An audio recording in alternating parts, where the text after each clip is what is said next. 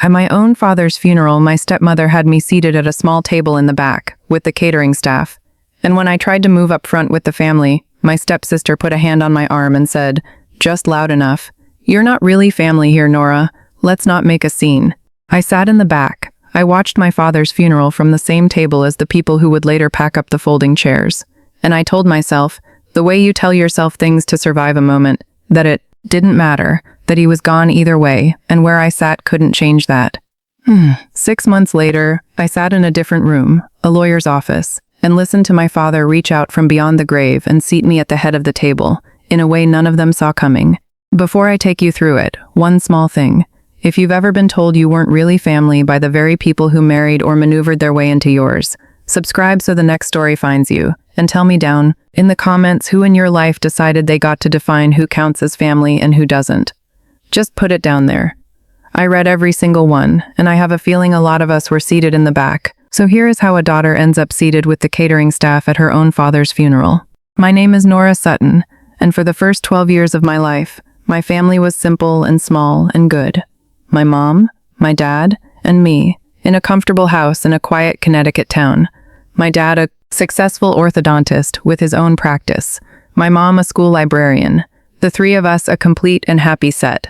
Then my mother died, suddenly, an aneurysm, when I was 12, and the bottom fell out of everything. And for 2 years it was just my dad and me, grieving and clinging to each other, the two survivors of a shipwreck. And then my father met Cynthia. I want to be fair to my father, because I loved him, and grief does strange things to a person.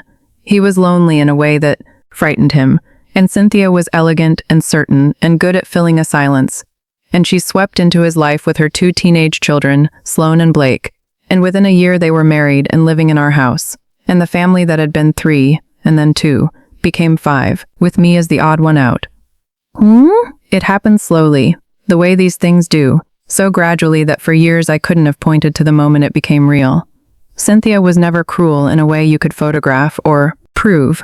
She was cruel in the spaces between the words, in the things that were technically reasonable and quietly devastating. My bedroom, the one my mother had painted pale yellow when I was a baby, became the room Sloan uses for her things, and then simply Sloan's room. And I was moved to the small room over the garage, since you're away at school so much anyway. My mother's photographs came down off the walls, just while we redecorate, boxed up, and somehow the redecorating was never quite finished enough to put them back. My mother's china went to a donation box. Her garden got paved into a patio because Cynthia found gardening fussy. Piece by piece, my mother was edited out of the house she'd made, until a stranger walking through would never have known a first wife and a first daughter had ever lived there at all. The holidays rearranged themselves around Cynthia's children. Christmas morning became about Sloan and Blake, their stockings, their traditions imported from Cynthia's first marriage, while the small rituals my mother and father and I had built got quietly retired as a little babyish now, don't you think? At dinner, the whole table's attention orbited Sloan's social life and Blake's sports and Cynthia's opinions, and if I tried to share something about my own day, there'd be a brief, polite pause, the kind you give a child who's interrupted the adults, before the conversation flowed back to where it had been. I learned to stop trying. I became a quiet, well-behaved guest in the house I'd been born in, the daughter from before, the slightly awkward reminder of the wife who came first. My father saw it. I know he saw it. But he was a peaceful man who hated conflict more than almost anything. And Cynthia was a storm when she didn't get her way.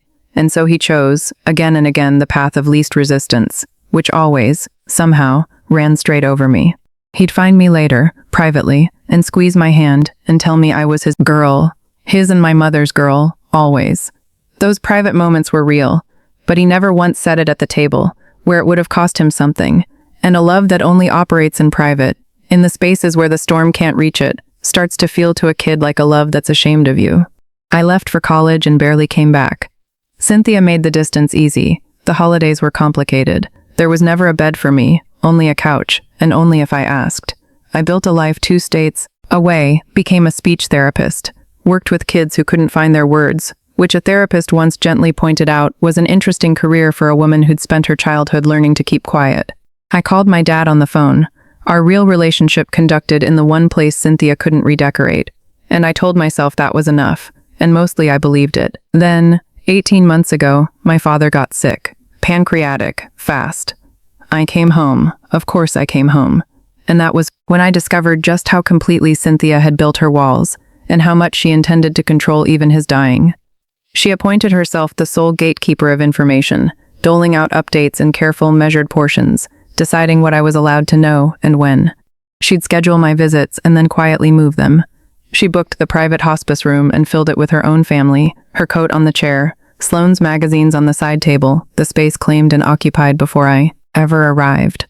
When I drove the 4 hours to sit with my dying father, I'd walk in to find Cynthia and Sloane already installed like sentries, and I'd be granted my 20 supervised minutes. Cynthia hovering by the door the whole time, checking her watch, interjecting, managing, as though I were a visitor whose access could be revoked at her discretion, which, in her mind, it could, and more than once was.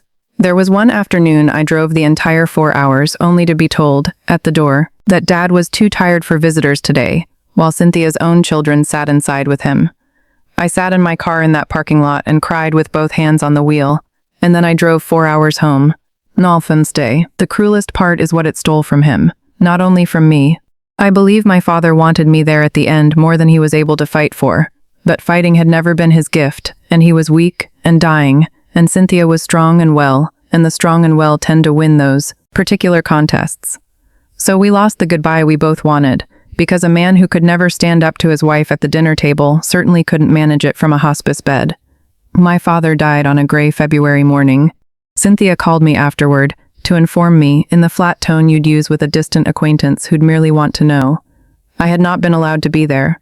They had been, and then came the funeral, and the small table in the back, and my stepsister's hand on my arm. You're not really family here, Nora. I think what she meant, what they all meant, was that I was not part of the unit they had built, the Cynthia and her children unit that had quietly colonized my father's life, and in their telling, that unit was the family, and I was the outsider, the holdover, the woman who showed up 4 times a year and didn't understand how things worked here. They had rewritten the story so thoroughly that they believed it, that my father was theirs, that his life had really begun when Cynthia arrived, that the first 12 years, the orthodontist and the librarian and the little girl, were a kind of prologue that didn't count. So I sat in the back. I'll tell you the truth about why, because it isn't the flattering reason. It wasn't dignity, or some noble decision to take the high road. It was grief, pure, flattening grief.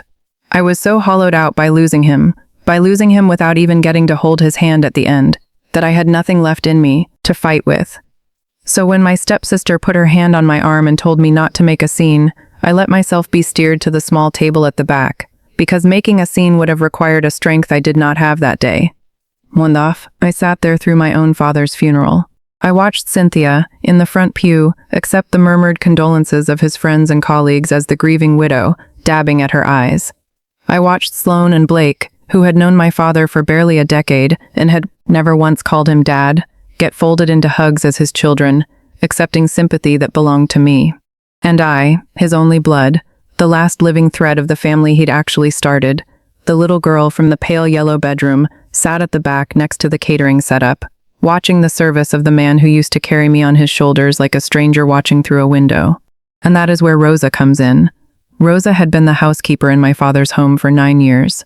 She'd come on not long after Cynthia did, and unlike Cynthia, Rosa had genuinely loved my father, fussed over his health, learned how he liked his coffee, and had always, on the rare occasions I visited, treated me with a warmth that no one else under that roof bothered with. She was the one person in that house who'd ever made me feel seen. Cynthia, naturally, had Rosa working the funeral reception rather than sitting in it, setting out the coffee urns and the little sandwiches, because in Cynthia's world Rosa was staff, and staff worked, even on the day they buried the man Rosa had cared for. So Rosa, too, was stationed in the back, near my table, the loyal housekeeper and the real daughter both filed away with the catering, while the people who'd colonized my father's life performed their grief up front. At some point during the service, when the tears I'd been holding back all morning finally broke loose and ran down my face in the back row where no one was looking, Rosa stepped quietly over and, without a single word, pressed a folded tissue into my hand and rested her palm on my shoulder for a long moment before going back to her urns. She knew exactly who I was. That was the thing. She knew I was his daughter, the real one, and she'd watched them seat me in the back, and she crossed that room to tell me, in the only language available to her in that moment, that she saw it, that she saw me, that the arrangement was wrong even if no one with any power was going to say so. That small, wordless mercy was the only thing at my father's entire funeral that felt anything like family. The one person in that building who treated me like I belonged was the housekeeper they'd put to work. Hold on to her.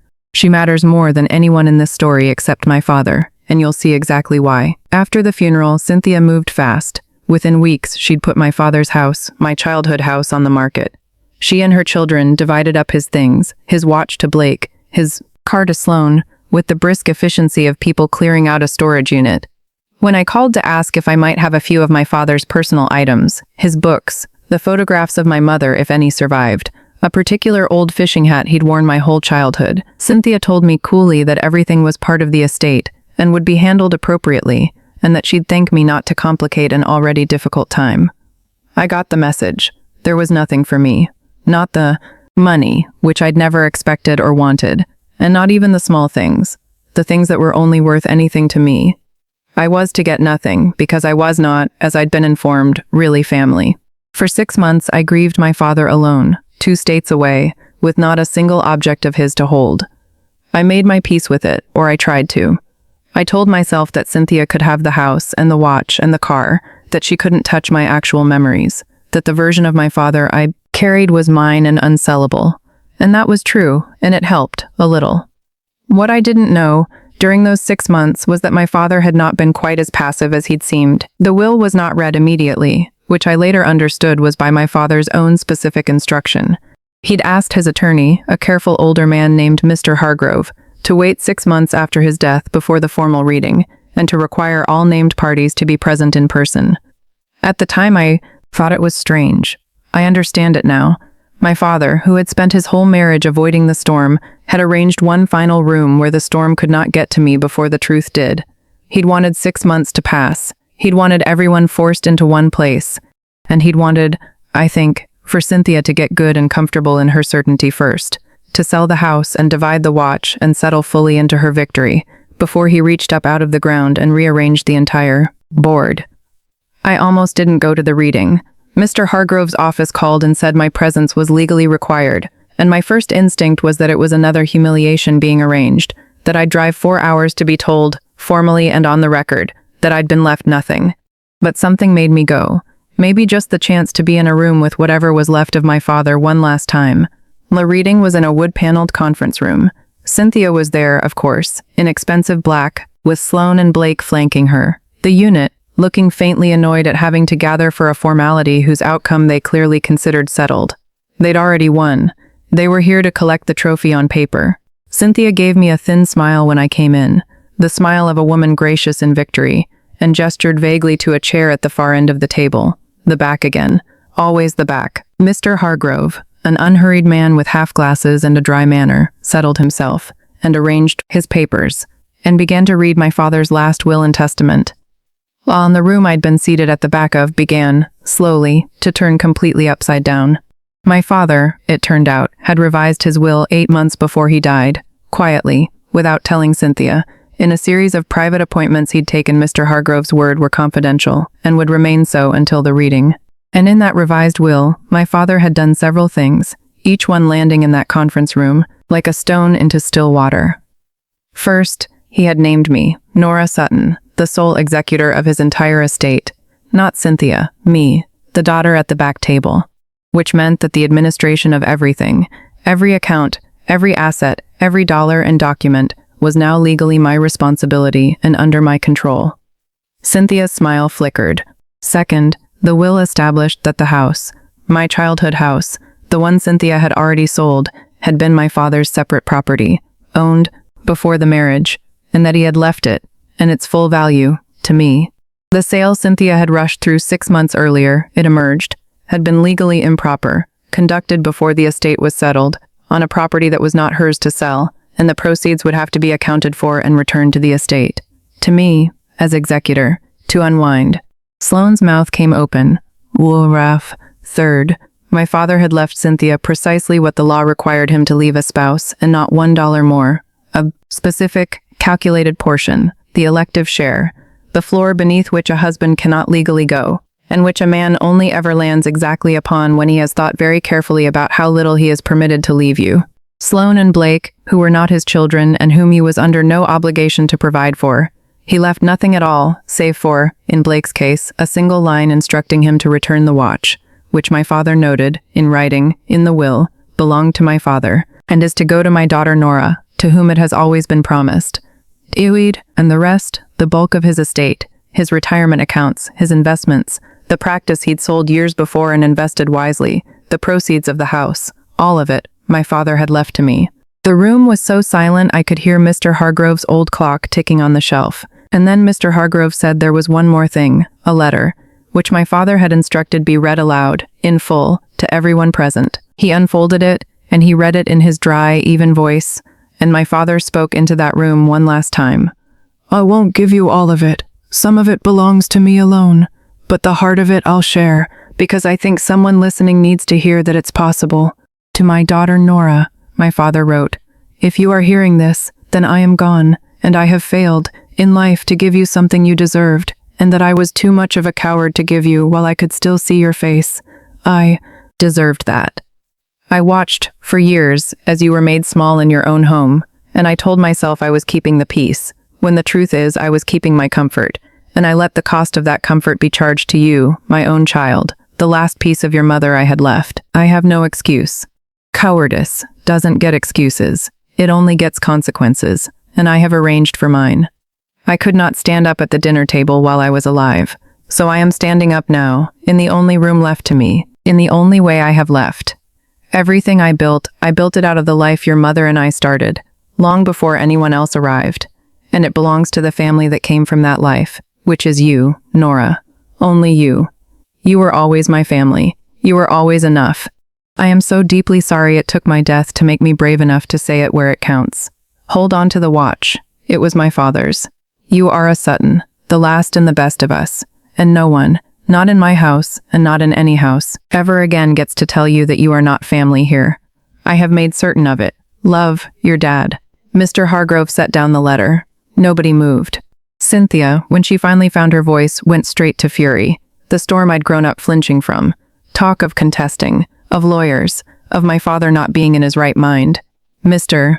Hargrove let her run out of air, and then he informed her, mildly, that my father had undergone a formal capacity evaluation on the very day he signed the revised will, at my father's own foresighted request, precisely so that no such claim could ever stand, and that the documentation was airtight, and that as the now confirmed executor, I would be in touch about the matter of the improperly sold house. Then he wished us all a good afternoon.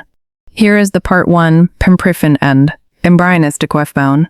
I had every power, in that moment and the months that followed, to make Cynthia and her children suffer the way I had suffered. I was the executor. I controlled the timeline, the distribution, the accounting. I could have made every step slow and miserable. I could have pursued the improper house sale as far as the law allowed, and let them feel, for once, what it is to be at the mercy of someone who decides whether you count. The temptation was real, and I'm not going to pretend it wasn't. I didn't. Not because they deserved mercy, they didn't, but because I had spent my whole life being treated as less by people who'd let cruelty curdle them, and I had watched what it does to a person, watched it eat Cynthia hollow from the inside, and I wanted no part of becoming her. I administered my father's estate exactly as the law and his wishes required. I gave Cynthia her elective share, her legal floor, to the penny, no less, and not $1 more, which was its own quiet justice, because it told her, in the cold language of the law, precisely how my father had measured what she'd given him. I recovered the house proceeds, and I kept the house's value, because it was my mother's house too, and I would not let it be erased.